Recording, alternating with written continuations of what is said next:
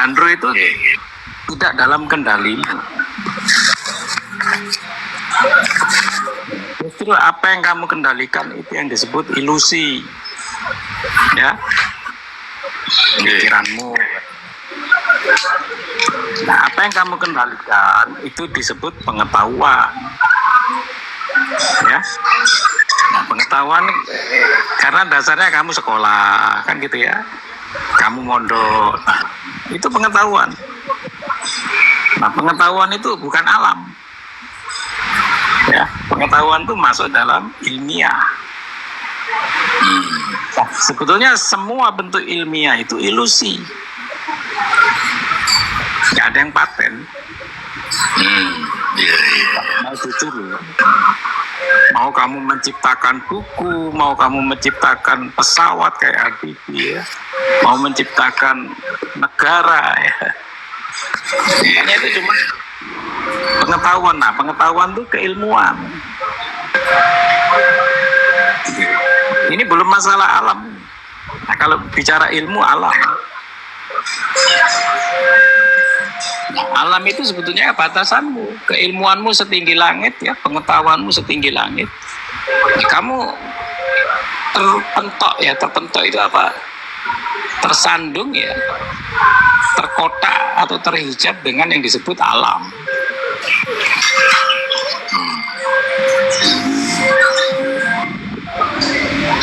Keilmuan setinggi apapun belum bisa menghentikan pertumbuhan rambut. Nah, rambut tetap tumbuh, kuku tetap tumbuh. Nah, ini alam nih. Ya, maka alam bukan punya. Justru adanya alam ini batasan.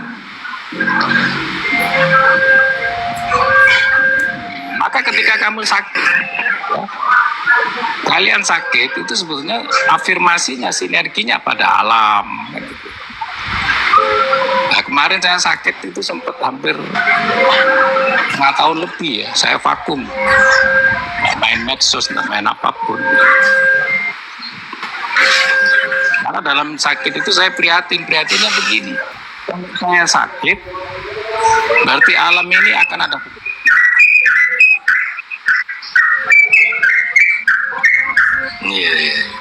Karena alam yang besar ini memberitahunya melalui alam kecil. Sebetulnya kalian sakit itu sebagai isyarat, kan gitu ya. Alam besar mau begitu.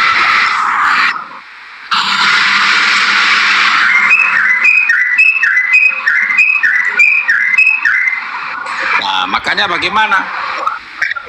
Alam itu akan menyembuhkan dirinya sendiri, seperti COVID. Yang meredam COVID itu alam sendiri.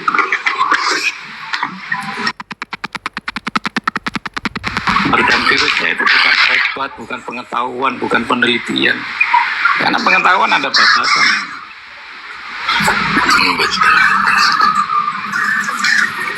Coba kalian semua sadari begitu. Alam ini adalah batasan saya, ya.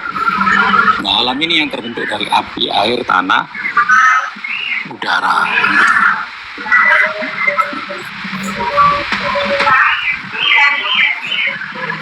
Makanya ketika kamu kepanasan, ya, kamu kedinginan, itu sebetulnya sinerginya dengan alam.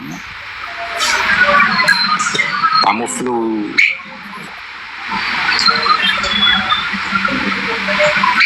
Maka alam itu urusannya dengan sifat Tuhan, ilmu tadi.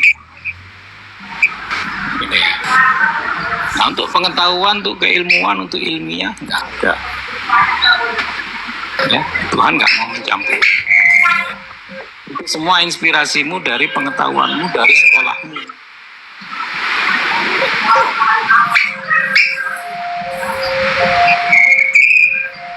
Mau pelajaran kayak begini pun, kayak kita belajar kitab-kitab tasawuf. Nah, itu sebetulnya ilmiah itu. Nggak ada inspirasi dari Tuhan. Karena dari Tuhan itu sifatnya spontanitas. Bicara ilahiyah itu spontanitas. Ya, tanpa isyarat. maka perbuatannya disebut laduni kan gitu.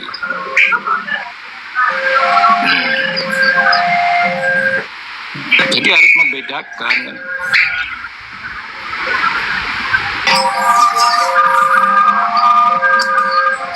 Nah, mengejar Allah, dikit-dikit Allah itu berat loh.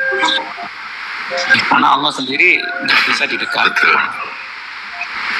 Nah, Allah itu sudah menyejawantahkan yang disebut Muhammad. Nah, Muhammad itu kan sebetulnya nur hakikatnya gitu. Nah, Muhammad yang di Mekah itu sebagai contoh. Sebagai contoh apa? Sebagai contoh bentuk keilmuan ilmiahmu tadi. Jadi ilusi itu ada yang baik, ada yang buruk. Yang ketika digunakan di dunia, tapi ilusi yang baik tidak bisa digunakan di alamiah maupun di ilmiah. Itu aja rumusnya di situ. Nah, ilusi di dunia ini ya Allah memberikan contoh kepada para walinya, para utusannya kan gitu. Yang hidup di dunia, maksudnya begitu.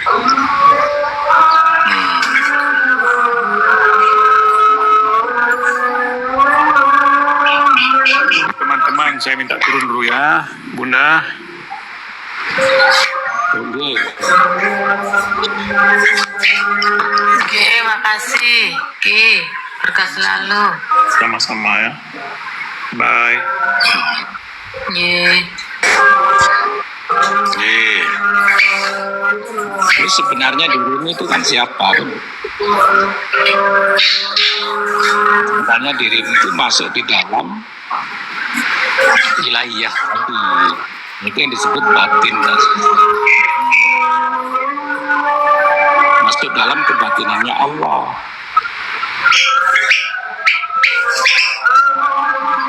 Makanya ketika masuk dalam kebatinannya Allah, ilmiahmu dan alamiahmu ditinggal. Nah, di situ kamu nggak punya mata, nggak punya telinga, kan? Nggak punya akal, nggak punya rasa. Nah, kebatinan Allah itu ya rasanya rasa Allah, sadarnya sadar Allah. Maka ada istilah kita suwungin gitu ya, kita sunya, kita kosong.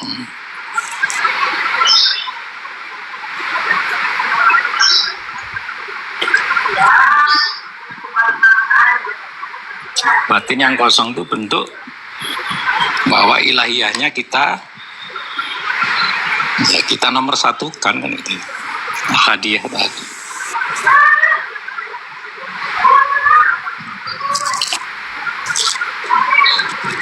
Maka tentang ilahiyah itu sebetulnya susah. Kalau Allah tidak menghendaki, dan kita itu loh masih terjebak kepada ilmiah, tidak bisa keluar dari keilmian kita. Karena yang kita perjuangkan mulai dari SD ya, mulai dari SD, TK lah, mulai dari TK itu ya ilmiah. Bukan ada apa pendidikan rohani ini, cuman wawasan aja. Ya, pendidikan agama cuman wawasan aja. Makanya saya begini ini kan sebetulnya wawasan dalam urusan ilahiyah. Ya. Artinya pengetahuan tentang Tuhan. Tidak ada yang mengajarkan ya. Semuanya wawasan. Apa yang disampaikan Bang Yuda itu juga wawasan. Nah, ketika wawasan jadi ilmu itu kamu mengalami gitu loh. Mengalami kebatinan Allah, mengalami sirullah, mengalami nurullah gitu. Nah, itu baru bisa disebut ilmu.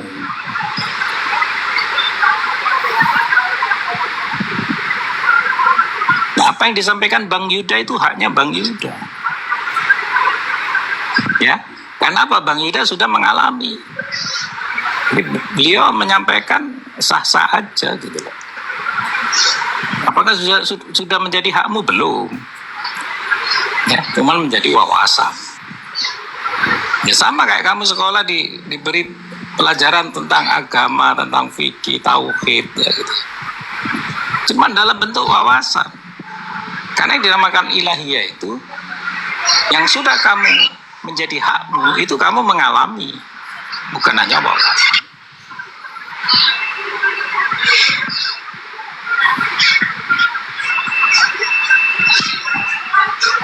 Ya, makanya mendengar semua wawasan, semua pengetahuan tadi, ya bagaimana kamu tergerak supaya untuk mengalami apa yang kamu dapat dari wawasan tadi, gitu ya.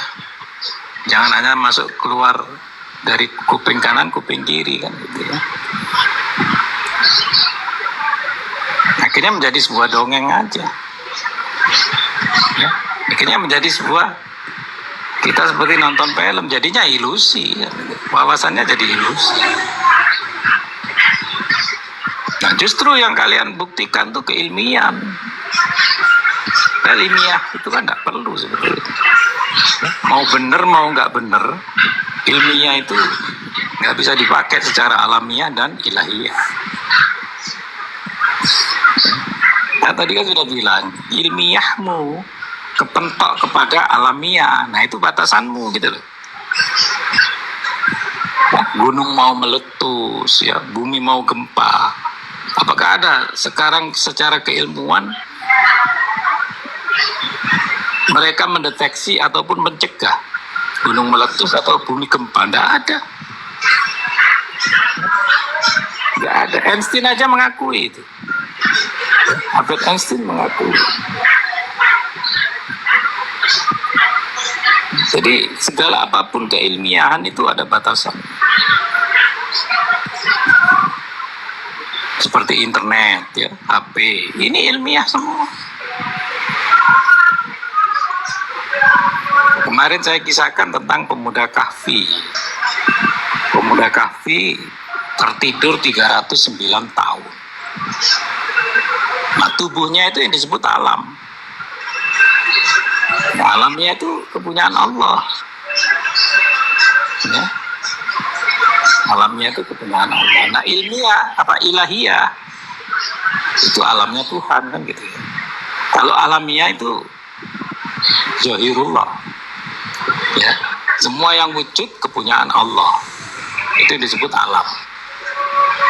Ya, termasuk tadi saya bilang bulu, kulit, rambut. Mereka punya ruh masing-masing. Ya. Jadi bicara ruh itu masing-masing.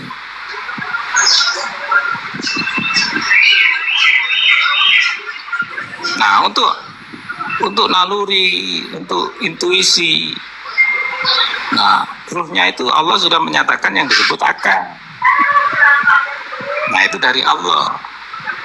Melalui apa? Melalui alamiahnya. Tapi banyak yang nggak pakai, ya.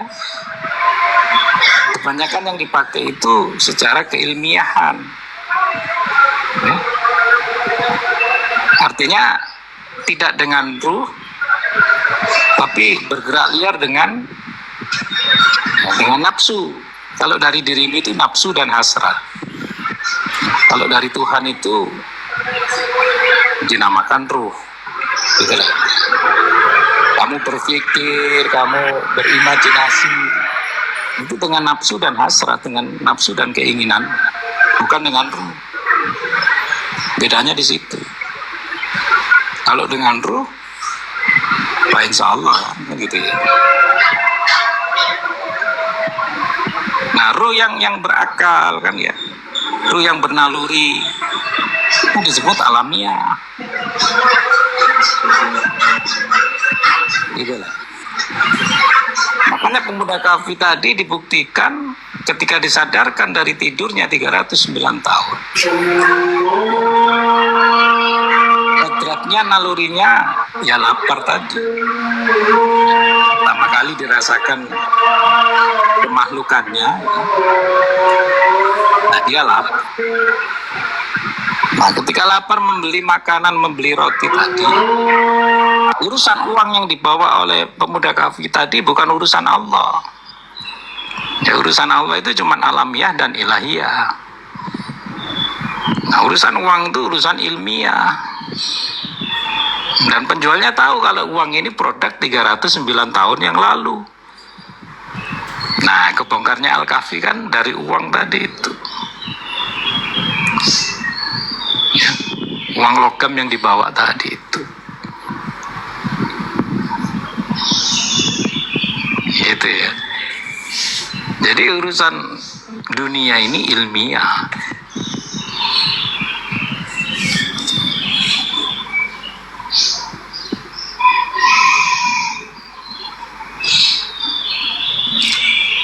Waalaikumsalam.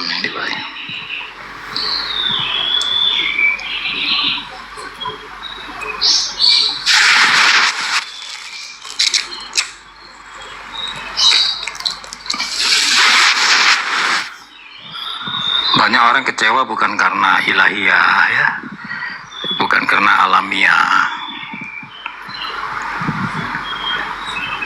Ya, justru pasrahnya dengan takdir tadi. Ya. Dan kecewanya justru karena dunia ilmiah, gitu loh. Nggak punya duit, ya, nggak kaya. Nah, itu yang jadi targetmu sekarang kan, gitu.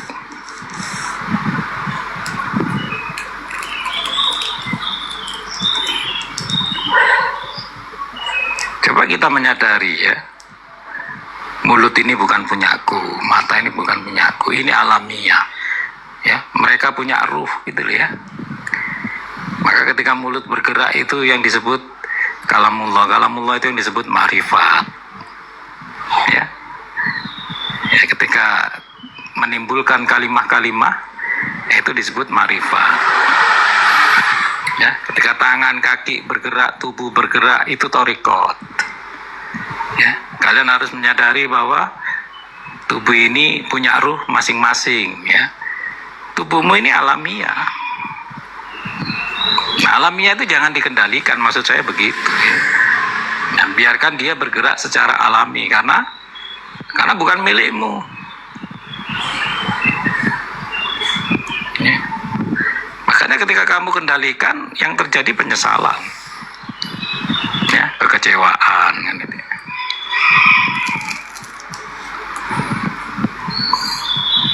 Itulah kenapa segala bentuk alamiah di tubuhmu, ketika kamu gerakkan, ya, kamu paksakan, nah, terjadi benturannya, ya, tidak selaras, kan, gitu, ya. Akhirnya nggak tersampaikan, ya, akhirnya nggak tercapai. Nah, itu karena bentuk kesalahanmu sendiri, ya. Tubuhmu itu punya ruh sendiri masing-masing, dan ruh itu bukan hakmu, ya. Kaki mau berjalan itu bukan hakmu. Nah, ketika ruh dikendalikan ruh, nah itu benar. Ya, ketika kamu bernaluri, ya, secara alamiah menggunakan ruh, tidak menggunakan nafsu dan hasrat. Nah, nafsu hasrat itu keinginanmu. Ya, akhirnya tubuh menolak, kan, gitu, ya, bertepuk tangan, gitu.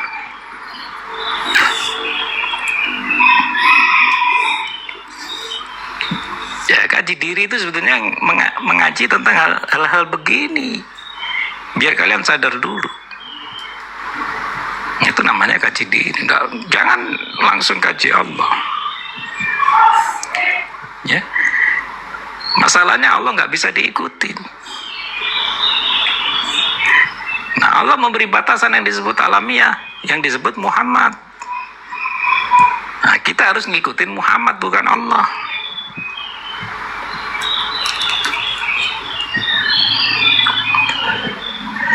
Kan gitu, ya. Ngikutin Muhammad ini ya sebetulnya ngikutin, ya, alam semesta ini. Nah, semesta itu baru masuk ilahiyah. semesta itu disebut batinnya Allah. Nah, alam alamiah ini zahirullah, kan gitu ya. Wallahi wal insanu batin. Ya. Ya, sebetulnya kata Adam kan gitu. Wallahi batinul insan, batinku adalah insan. Wal insanu zahirullah. Dan insan ini alamiah, zahir.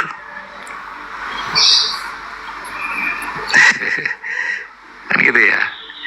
Maka bicaranya jiwa itu ruh. Nah, ruh yang terdapat di mana? Ruh yang terdapat pada alamiah. Ya, tidak ada hubungannya dengan ilmiah apapun. Karena tubuhmu ini alamiah. Otakmu ini alamiah. Ya, jantungmu ini alamiah. Maka pergerakan jantung ini menggerakkan yang disebut nafas. Ya.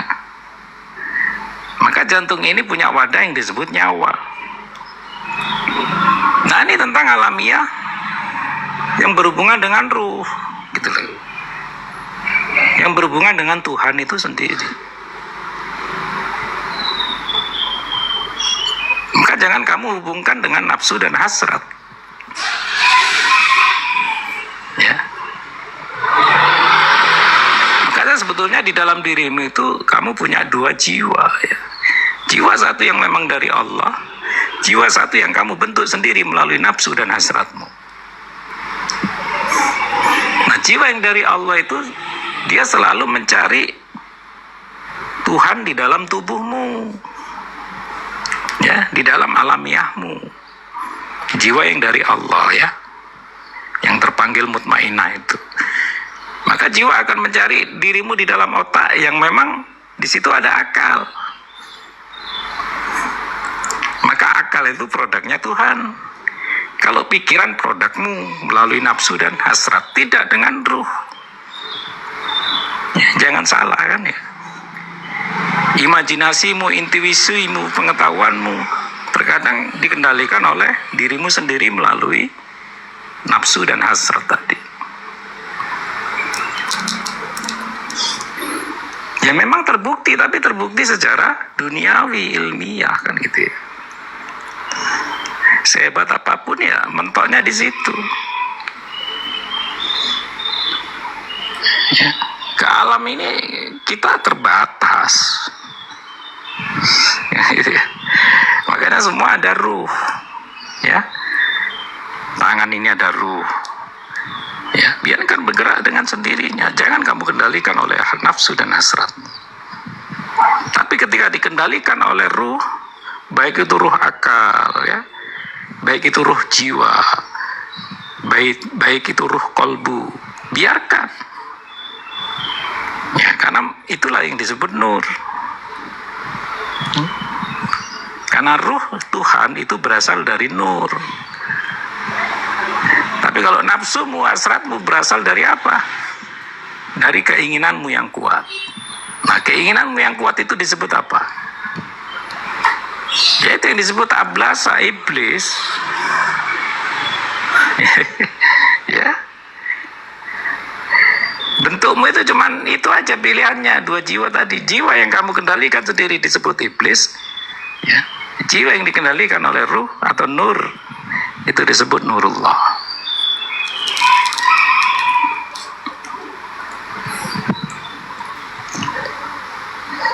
Makanya kalau menjadi walinya Tuhan ya ikuti Muhammad kan gitu ya. Kalau jadi wali setan ikuti iblis atau yang sekarang keren disebut Dajjal. Nah, Dajjal itu seperti iblis ya, pintar. Ya, wawasannya tentang ketuhanan luar biasa. Tapi permasalahannya satu ya, Dajjal atau iblis tidak mengalami Tuhan. Karena apa? Karena nggak percaya dengan nur. Makanya dia terbakar. Ya, dia percaya dengan adanya Allah, percaya betul. Ya, tapi ingin dekatnya kepada Allah itu tanpa melalui wasilah apapun. Wasilahnya adalah dirinya sendiri.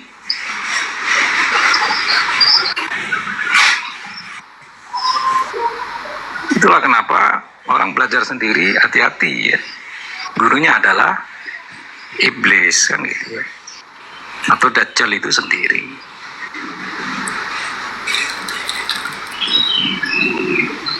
Saya bercerita begini, kalian boleh ngaji apapun ya, kalian boleh bergerak apapun ya, tapi kalian harus tahu batasannya, itu loh maksud saya.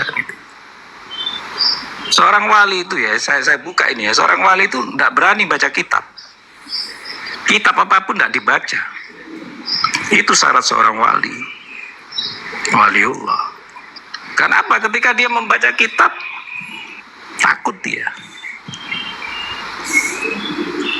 Ya, takut. Ya, kitabnya itu ya ruh itu sendiri ya. Kesadaran itu sendiri.